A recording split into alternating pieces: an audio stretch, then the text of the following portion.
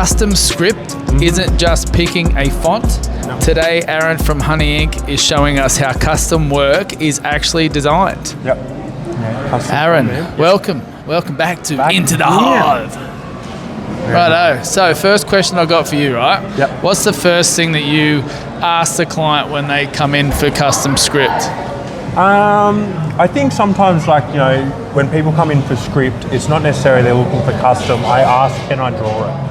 You know what I mean? And they go, like, if they've got a particular font in mind, then obviously, like, we're happy to go with that. But if they're looking for cursive, then I go, just let me do my thing. You know, just let me draw it. Explain cursive to the viewers that don't know. Cursive's like running writing, you know what I mean? So I kind of show you, that's what we're working on. It may not be, it might be a bit straighter like that. But, you know, cursive is that flowy, you know, continuous line, connecting and stuff like that. And it's really cool because you can over-exaggerate or under-exaggerate, you know, you can add such an emphasis to letters, man, you know, that, you know, I think can make it really beautiful. So how do you choose a certain style of script for the client? Is it body shape driven? Like, I think sometimes, yeah, for sure. I think depending. So, like, you know, if it's script over a larger area, you know, which is something I've done a little bit of, but like when it comes to like smaller script, unique placements for sure, and definitely anything that you can make work with the body is going to work better. But I think for the most part, yeah, just making it, you know, fit the space nicely. You know, sometimes I think, particularly with little stuff like this, you know, if you increase the size of it by say like 15-20%, you'll have a nicer tattoo. I don't like going small. Why is that? Oh, just for longevity, man. I think particularly with letters as well, like, you know, if you think about an E, it's that circle in the E that's more likely to close up. You know, E versus a C will kind of remain more than what an E will, just due to the fact that you've got those two lines closer together. So definitely increasing the size of things as much as I can is always something I push. Yeah, for sure. You know, and sometimes that can be hard with script because they're committing to a smaller tattoo, being that it's just letters. But if you can push it, you know, and to be a part of something else, maybe. I think, unless someone's like committing to like, you know, a big script piece, for the majority of people that walk in to get a tattoo, they're looking for a smaller tattoo when it comes to letters, which is fair enough, you know what I mean? But if I can increase the size of it a bit, I'm definitely gonna. And you obviously, how do you design it? Do you have do you get inspiration from anything, 100%, or do you start just drawing? I think now I'm at a point where I can start to draw, but I've definitely seek inspiration from more experienced artists. You know, how are they doing this letter structure? One in particular is a dude by the name of Third One, tattoos out of Dallas. You know, his letter structure is phenomenal, you know, right? Like, and how to exaggerate, over-exaggerate. A lot of custom lettering too is something he said begins with flourishes and embellishments. So, you know, understanding how far and, you know, what looks nice, you can kind of then adapt it to your letters. Now I'm kind of at a point where I'll kind of sketch it out and I try and be original.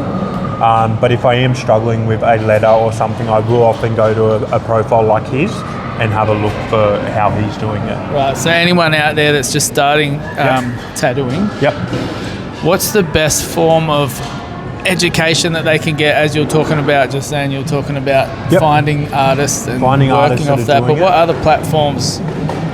We spoke about this earlier. What other platforms like could you use to help, or there's some that you shouldn't use? Or, I think always kind of putting in that extra effort will like have a reward. You know what I mean? Like, and particularly like when you're in a sketching stage where, you know, you're just trying to figure it out.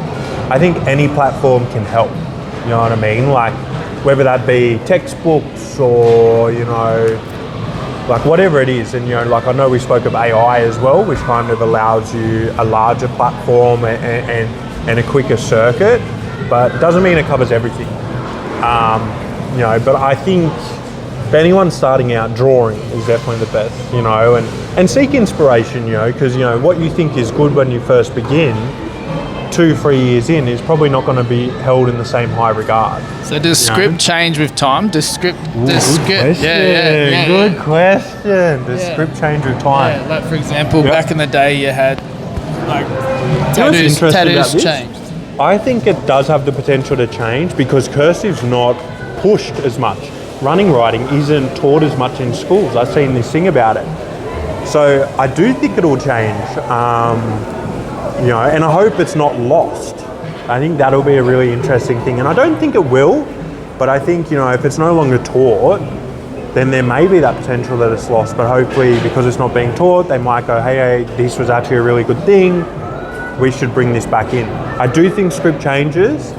I don't think you can reinvent the wheel with it though. You know, I think whether it be Gothic letter structure or cursive or graffiti or any of these written forms, I think you'll always be inspired, but I don't know if you'll necessarily recreate the wheel. But I could be wrong. I could be wrong as well. But you know, get out there and draw, see what you can create, you know. And so if someone is watching this right now, right, thinking about getting script, what do they do next? I think look for someone that does letters.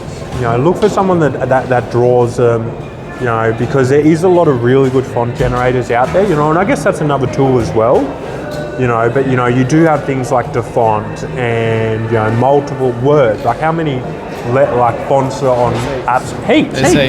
You know, and I guess that's when it's easier. It's like, why do you need to draw it if you can just get it off there? And anyone can do that. I think there's a real beauty in supporting artists that do draw and do create it.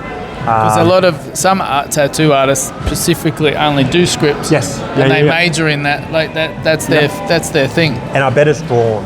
I think that's the thing too. If they're specializing in it, they're probably not using font generators. They're probably drawing it. I'd say it'd be handmade, and I think that should be supported. I think if someone's looking to get a script tattoo, seek an artist out that does it. But if you also just want the Pinterest script and the word says breathe, which is fine, you know, that's cool too. I think by all means get it. You know, that's no dramas at all. If you're seeking it, just have a look, see what's out there, you know. I think it'd be pretty cool. There we go, guys. That is Aaron from Honey Ink Tamworth. So go look him up, Aaron Fitz Tattoo Art. Yep. And we'll see you soon on Into the Hive on the next one. So keep watching. See you guys. Bye. Don't forget to subscribe. Don't forget. Yes, you don't have subscribe. to. But, all we right. appreciate it. Appreciate it. Cool. You should do that. Subscribe and script. All right. See you guys.